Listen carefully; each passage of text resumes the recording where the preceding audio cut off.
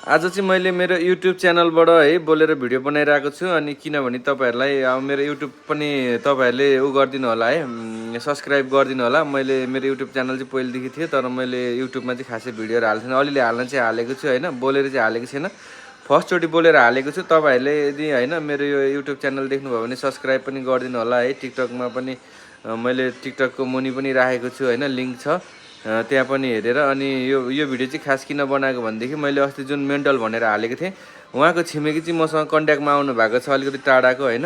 अनि उहाँले चाहिँ भन्नुभएको छ गाडी चढाएर सिरासम्म पठाइदिनु भयो भने म उहाँलाई रिसिभ गर्न लगाउँछु। उहाँ अब मेन्टल चाहिँ पहिलेदेखि हुनुहुँदो रहेछ होइन, भन्नुपर्दाखेरि उहाँ मेन्टल चाहिँ पहिलेदेखि हुनुहुँदो रहेछ। 2-3 अब 12-13 वर्षदेखि नै त्यस्तो हुनुहुँदो रहेछ। वाइफले छोडेपछि त्यस्तो हुने, तर उहीँ हुँदा चाहिँ अब आफ्नै सहरमा अब हुन्छ नि, दिनभरि बाहिर टोलाएर हिँडे पनि बेलुका चाहिँ घरमै आउने होइन।